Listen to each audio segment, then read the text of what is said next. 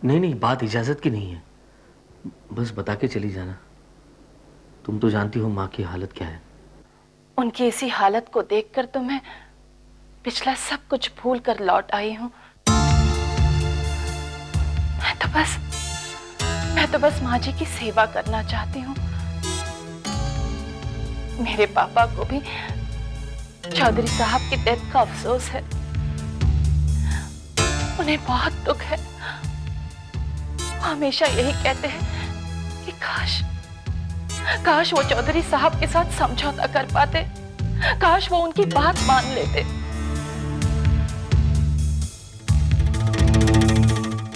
पापा तो मुझे भी कई बार ये कह चुके हैं कि मैं क्यों बात बात में अजय से लड़ती रहती थी। मैंने क्यों पिताजी की ज्यादा से ज्यादा सेवा नहीं की।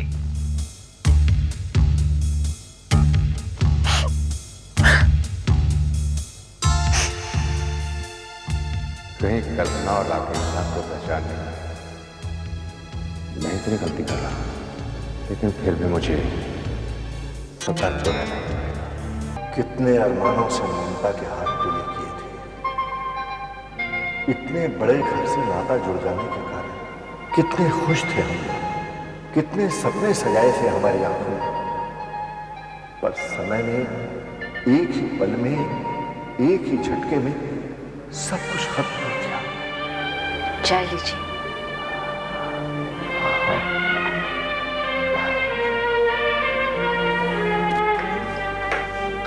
क्या बात है, क्या सोच रहे थे आप?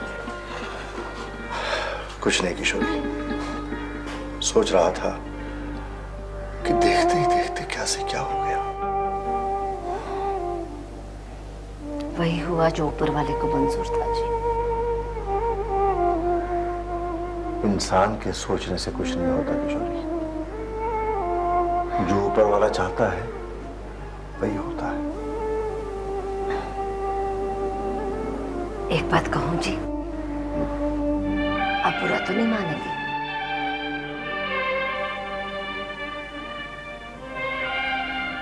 वैसे तो परंपरा भी है और रीत भी। लड़की की शादी के 4-5 दिन बाद उसकी पहली विदाई कराई जाती है। तो जब से ममता की शादी हुई है, उनके घर के हालात अच्छे नहीं रहे, इसलिए मैं कुछ कह भी नहीं पाई। मैं सोच रही थी कि एक बार चलकर कल्याणी जी से प्रार्थना कर लेते कि ममता की पहली विदाई करा दें। नहीं किशोरी, ऐसे समय में ममता की विदाई के बारे में बात करना ठीक नहीं होगा। और कल्याणी जी की मानसिक स्थिति भी तो ठीक नहीं है। चौधरी जी के देहांत के बाद कम से कम 6 महीने तक उनके घर में कोई शुभ कार्य भी नहीं हुआ।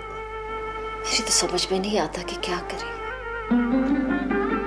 कल्याणी जी के जल्दी ठीक हो जाने की हमें प्रभु से कामना करनी चाहिए। वो तो मैं हर वक्त ही करती रहती हूँ। अच्छा, हम जाकर ममता से तो मिल सकते हैं ना?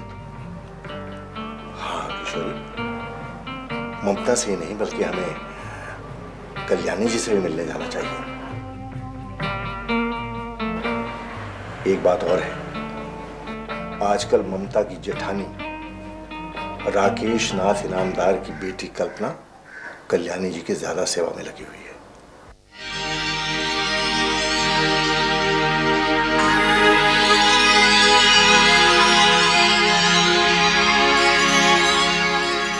देखो बेटा, जीजू की मौत के बाद अपना विजय कुछ खोया खोया सा चुपचाप रहने लगा है। ऐसा लगता है कि जैसे उसके दिल में कोई बात है जो हमसे छुपा रहा है। अंकल, ये बात तो मैंने भी मार्क की है।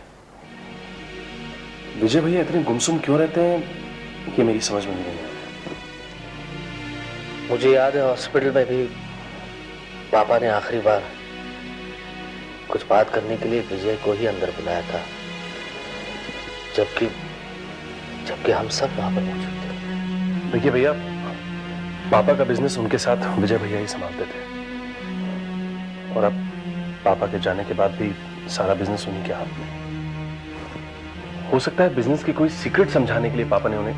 नहीं संजू, विजय जब जीजू के कमरे से बाहर निकला था तो उसने मुझे बताया कि इससे पहले कि वो जीजू से बात कर पाए, जीजू को दूसरा अटैक आया और बस। ये भी हो सकता है कि पापा आखिरी बार अपने मन की बात विजय से कह नहीं पाए और विजय को अब तक इस बात का अफसोस है। हाँ, इट मे बी पॉसिबल। देखो बेटा, ये पॉसिबल और इम्पॉसिबल जैसे शब्दों में उलझकर मैं बात को इग्नोर नहीं करना चाहता। विजय की हालत काफी गंभीर है और मैं जानता हूं कि जीजू ने विजय से जरूर ऐसी कोई बात की है जो उसके दिल पर बोझ भरी हुई है, और चाहकर भी वो हमें बता नहीं सकता है।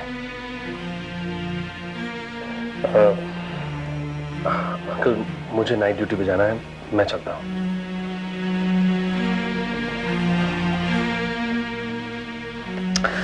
पर ऐसी कौन सी बात है जो विजय हमसे छुपा रहा है? सच्चाई तो जरूर जाननी होगी, और इसके लिए मुझे अभी जाकर विजय से अकेले में बात करनी होगी।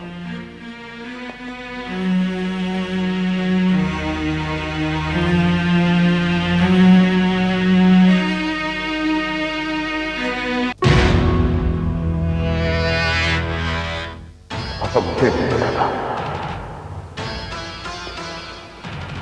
कि शकील भाई को कानून के पत्ते से छुड़ाने के चक्कर में मैं कानून के चक्कर में फंस जाऊंगा। मुझसे बहुत बड़ी भूल हुई। तुमने जो कुछ भी किया अपना फर्ज समझकर किया बेटे।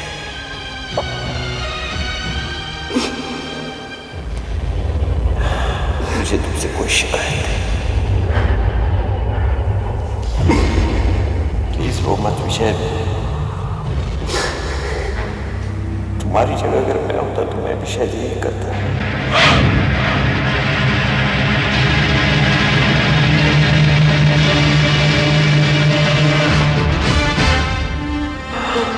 चलो बेटा, मुझे वचन दो, ये बात जो तुमने उससे किया और किसी को नहीं कहोगे।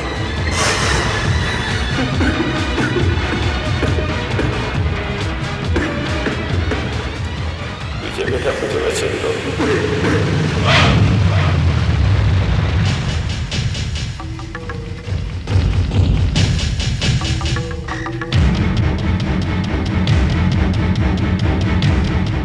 कोई कुछ भी कहे, पर सच यही है कि पापा की मौत का जिम्मेदार कोई और नहीं, सिर्फ मैं। मैंने बहुत बड़ा गुनाह किया है।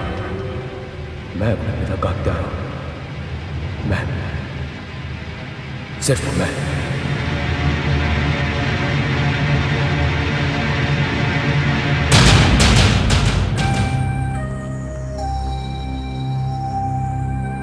तुमने मुझे देखकर सिगरेट क्यों फेंक दी?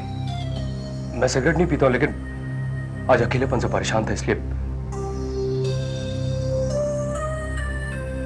इतने बड़े घर में इतने लोगों के बीच तुम अपने आप को अकेला महसूस कर रहे हो, ये बात मेरी समझ में नहीं आई। और फिर तुम्हें परेशानी किस बात की है? देखो विजय, अगर तुम दीदी की हालत से परेशान हो तो तुम अच्छी तरह जानते हो कि उनका इलाज चल रहा है, और हम सब चाहते हैं कि वो जल्द से जल्द अच्छी हो जाए। और अगर जीजू के जाने के बाद उनके बिजनेस की वजह से तुम्हें कोई परेशानी है तो मेरे लिहाज से ये बेवजह है।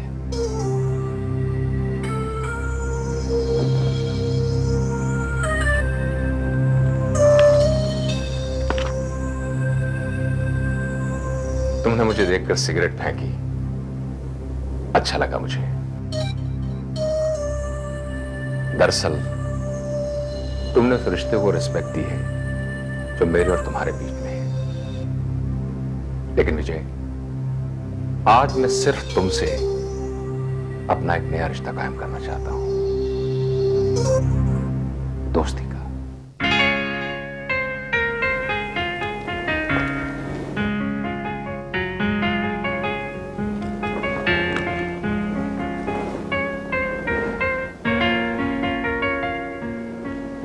लो। क्यों, मुझसे दोस्ती नहीं करोगे? Come on Vijay, take it, पियो इसे।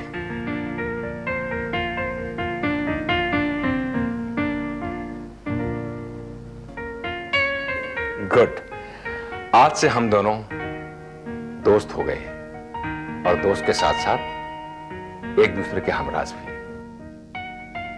अच्छा विजय, जीजू जब हॉस्पिटल में थे तो उन्होंने डेथ से पहले तुम्हें अकेले अपने पास कमरे में बुलाया था और बाहर आकर तुमने मुझसे कहा कि इससे पहले कि जीजू तुम्हें कुछ कह सके उन्हें दूसरा अटैक आया और बस। ये सच है कि मैं पापा से मिला जरूर था, लेकिन उन्होंने मुझे कुछ भी नहीं बताया। तुम झूठ बोल रहे हो विजय। जीजू और तुम्हारे बीच जरूर कुछ ऐसी बातें हुई हैं जिनका बोझ तुम अपने दिल पर लिए हुए परेशान हो। मैं ये नहीं जानना चाहता कि तुम दोनों के बीच क्या बातें हुई हैं, लेकिन ये जानना अपना फर्ज समझता हूं कि तुम्हारी इस परेशानी का कारण क्या है। अंकल, ऐसी कोई भी बात नहीं है। विजय, मैंने तुमसे कहीं ज्यादा इस दुनिया को देखा है और उससे भी ज्यादा इंसानी चेहरों को पढ़ा है। लेकिन अंकल, देखो विजय, अभी अभी मैंने खुद को तुम्हारा दोस्त, तुम्हारा हमराज कहा है और कहा ही नहीं, माना भी है। विजय, अगर तुम्हारे दिल में मेरे लिए जरा सी भी इज्जत है तो तुम मुझे अपने दिल की बात जरूर बताओगे। और विश्वास करो, जो भी कुछ तुम मुझे बताओगे वो हमारे बीच ही रहेगा, किसी और को पता नहीं चलेगा। मैं आपसे माफी चाहता हूं अंकल, मैं आपको कुछ नहीं बता सकता।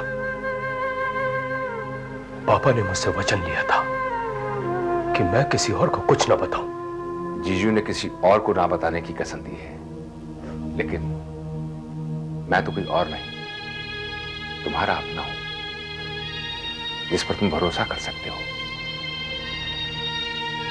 विजय, अपने मन की बात कह डालो। मन की बात कह देने से दिल हल्का हो जाता है बेटे।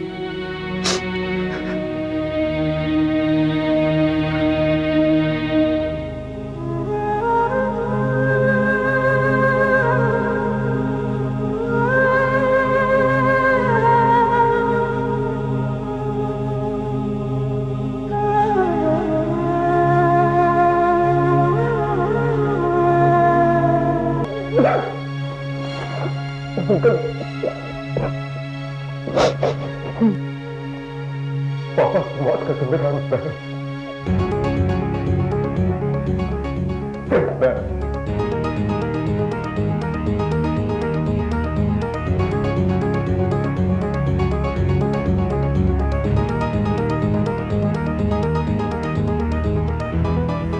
तुम? अंकल, शकील भाई की गिरफ्तारी के बाद मुझसे मां की हालत नहीं देखी गई और मैंने मां को वचन दिया कि मैं उन पर और उनके सदन पर आंच नहीं आने दूंगा। मैं तुझे वचन देता हूं, मैं शकील भाई को चुनवाऊंगा।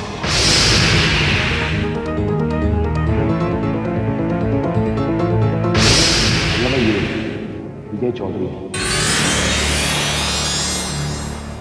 आज से जो भी तेरा माल एक्सपोर्ट होगा उसमें मेरा माल जाएगा और जो भी तेरा माल इंपोर्ट होगा उसमें मेरा माल आएगा। मुझे आपका ये ऑफर मंजूर नहीं है। ये नहीं हो सकता। मैं बेसहारों को सहारा देती हूँ, ये मेरा जुर्म है। मैं अनाथ बच्चों को पालती हूँ, ये मेरा अपराध है। नहीं नहीं, ये नहीं हो सकता, ये नहीं हो सकता, ये नहीं हो सकता। मुझे आपका सौदा मंजूर है।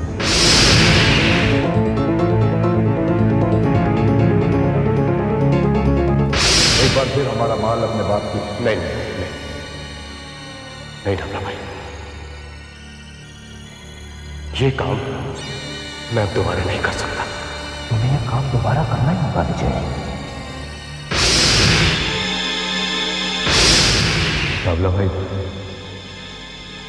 मैंने तय कर लिया है, आज के बाद मैं आपके इस काले धंधे में आपकी कोई मदद नहीं कर पाऊंगा।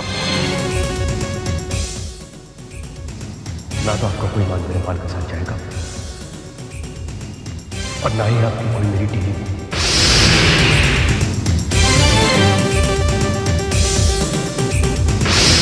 बैंकॉक की उस फर्म के कॉन्ट्रैक्ट को मैंने अच्छी तरह से खरीद लिया। तुम्हारे पापा ने भी पढ़ा, ये डील करने में कोई बुराई नहीं है। ठीक है, अब आप लोग जब इस कंपनी के साथ डील करना ही चाहते हैं तो मुझे कोई एतराज नहीं।